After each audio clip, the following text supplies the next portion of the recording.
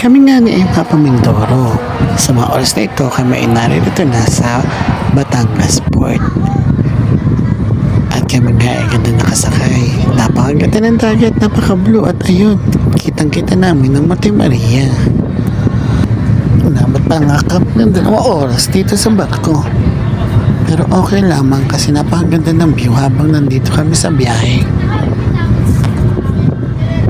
Hapon na nga pala kami nakarating ng Mindoro. Dahil kami ay hapon na, natagal na pa rin kami sa pagpalengke kasi naghanap kami ng mga uulamin para sa alam. Hi beloved Visions! Welcome to Mindoro! Guys, dito kayo tingin nila! Yeah, this is my team, Mindoro. Hi! Ayan yung aming leader, yan. Yan. So for today's video guys, magluluto tayo ng sinigang na hipon. So siyempre sinigang na hipon yun. So ano kailangan natin? Di ba hipon? O, dito yun. Hindi po ako galit. Ito po. Yan, nadibong na natin to kanina guys. Then, meron tayong, anong tawag dito guys? Anong tawag dito nga? Saluyo. Saluyo. Then this is kangkong. Water spinach or Ipomoea aquatica. Ah? Scientific name. Ano sasabi mo, Sai? Ano sasabi mo, Sai? Taray. Then we also have here, what's this, guys? Potato. And this is tomato. Pagkaluto ko nga, umikot na kami upang humayo. Naghanap kami ng mga bata na atin sa aming DBBS kinabukasan.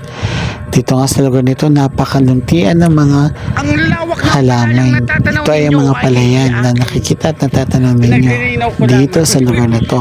Napakongkreto na nga rin pala ng mga daan dito. Na baka magkaroon tayo ng ganyang kalawak na palayan, malay natin, hindi natin alam. Kaya samahan nyo kami mag-vlog sa hapong ito. Sa Eretobe TV. Background pasok. Ganun pala. Sama-sama tayo. Yes. Anong ilalagay yes. Dito? So, di ba, nandito yung ating mga taga-kanta rin. Lahat ng natatanaw nyo ay hindi akin. Nakibidyo lang ako sa lugar na ito. Although mahaba ang lakarin, hindi kami napagod sa ganda ng mga tanawin. Katulad nito, itong bunga na ito, napakagandang tingnan dahil sa pulang-pulang kulay. Dapit hapon. At tingnan niyo ang Mount Halcon. Ganyan ang view niya habang papalubog na ang haring araw. Enjoy na enjoy pa rin ang mga kasama ko na naglalakad. At lalo tinitingnan itong ginito ang araw na ito. Habang papalubog. Araw sa gaming yun ang Halcon. Habang kami ay humahayo pa rin sa gawain para bukas sumahayo po kami. Habang humahayo kami, nagkakasiyahan ang bawat isa. At lalo nagpapawi ang pagod namin sa ganda ng mga tanawin at mga halaman katulad nito. Ito yung yellow bell. Nakakatuwa naman siya. Meron ding iba't ibang variety na Santa Ana. Katulad nito, kulay red na Santa Ana. Sinasabing ito daw ang mga sekreto ng mga batang 90s kung bakit hindi sila tumatanda ngayon. Dahil sinisip-sip yung mga nectar niya nung bata pa sila. Mukhang totoo nga yun, no? Beloved Visions. Natry nyo na din ba? Comment down below. At ito na, pag-uwi namin sa tinutuloy namin bahay, ay nagpatuloy na sila sa paggawa ng mga certificate at ribbon na gagamitin. At ito na nga, kumakain na rin kami. Ayan na, bagsak na, ang dami na nakain. Ang galing din na kumain ng pansit, guys. Ng hipon pala, rather. At ito nga yung kanilang sinasign side up na itlog. Napakasarap po nga. Kaya tawa-tawa mga kasama ko, napakasarap na kain nila ngayong gabi. Sandali ko nga lang may iba pa ang cellphone ko. Bigla may na-transition. Bulaga.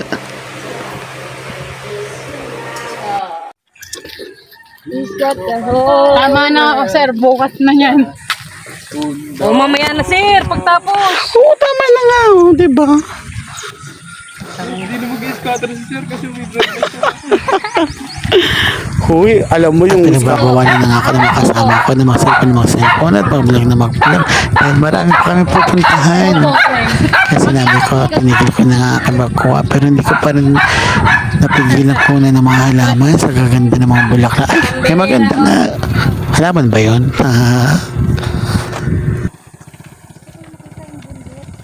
Grabe talaga, beloved to visions. Napakalawak ng mga palayan dito.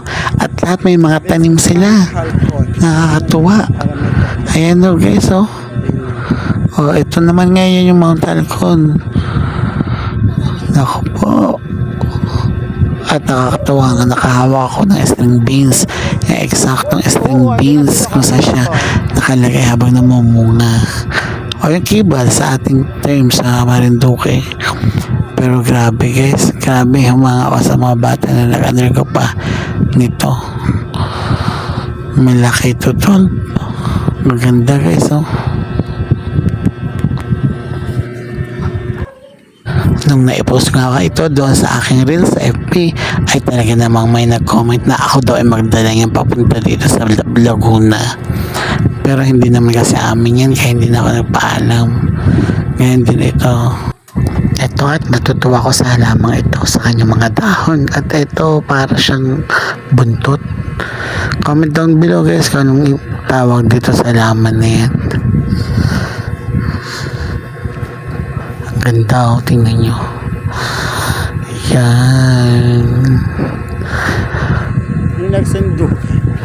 At yun nga, nung natapos na guys sa aming paghayo, at yun yung kinabukasan, araw ng DBBS, marami kaming buhat-buhat ng mga bata. Ayan, nagrupo-grupo na sila sa pangunguna ng aming directress. Ayan, kasi magpaparid na kami, papunta daw sa aming simbahan. Okay, sa Tyson. O, bilis. Ngayon, bilis-bilisan na natin yung tayo naglalakad sa buwan ha. Sa araw tayo naglalakad. Kaya bilis-bilisan yung Kailangan ko ng ara, ng payo. Okay, 1, 2, 3. Lakad! Lakad! Ate, lakad na dito.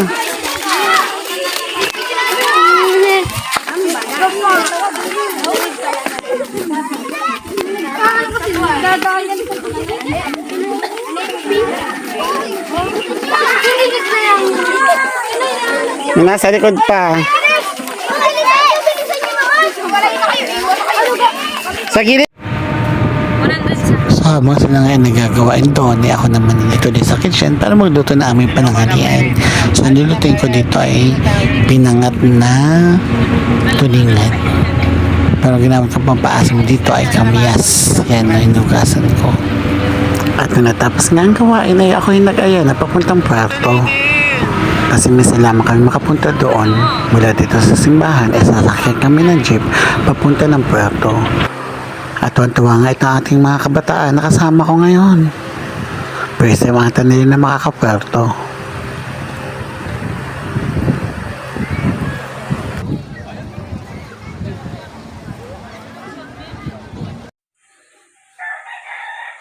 At ito na nga ang tanawin na bumungad sa amin dito sa Puerto. Dahil nga hapon na kami pumunta ay mataas at mainit pa rin ang sikat ng araw. Kaya nag-decide niya aking mga kasama na pumunta sa paroroon at mag-picture-picture habang ako ay naiwan dito sa lugar na ito para bantayan yung mga gamit namin. Pero na-enjoy naman ako kasi marami ako nakikita sa paligid habang sila nagpipicturean doon sa banda roon. Pagka-uwi nga namin beloved to visions ay nag-decide ako ng magluto ng isang ginataan na gulay. So ito, bumili ako ng bulinaw o yung tinatawag na pilipitin. So ito yung ipapatong ko doon sa gulay. Kaya pinipirito ko kasi gusto ko malutong.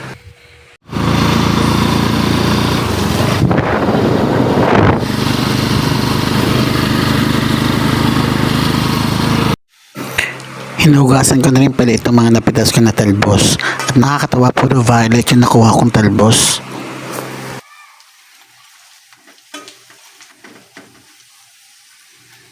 At dahil may pako nga din pala na dali kasama ko ay akin ang hinimay ito at isasama ko na dito sa ginataan. Narito pa ang iba pang mga ingredients na kinakailangan sa pagluto ng ginataang gulay.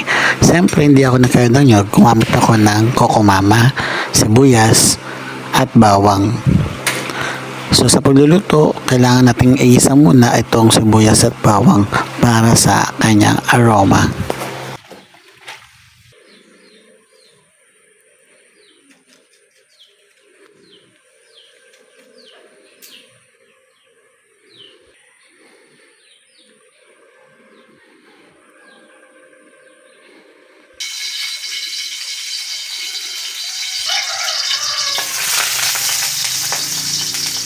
Inilagay ko na nga pala itong talbos para mag-isa na. Pero ako nangangamba kasi parang punong-puno. Sa dami nitong mga talbos sa akin napitas. Pero hindi yan. Pagkakasyahin natin siya dito sa kawali.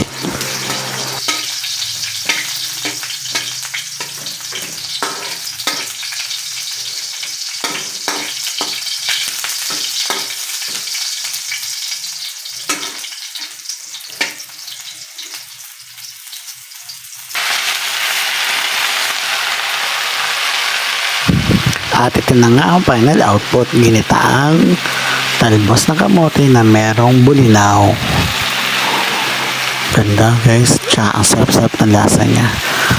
Kain tayo guys. Sa sobrang init nga ng lugar kami, napakubad na bago kumain.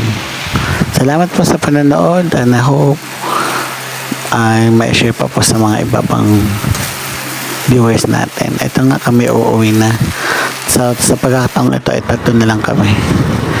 At talaga namang mapapansin niyo dito sa Mindoro ay parang napakababa ng langit. Tingnan niyo po, ayan oh.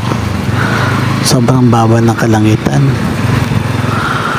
At tuloy-tuloy na nga kami para kami ay makapunta na sa pier.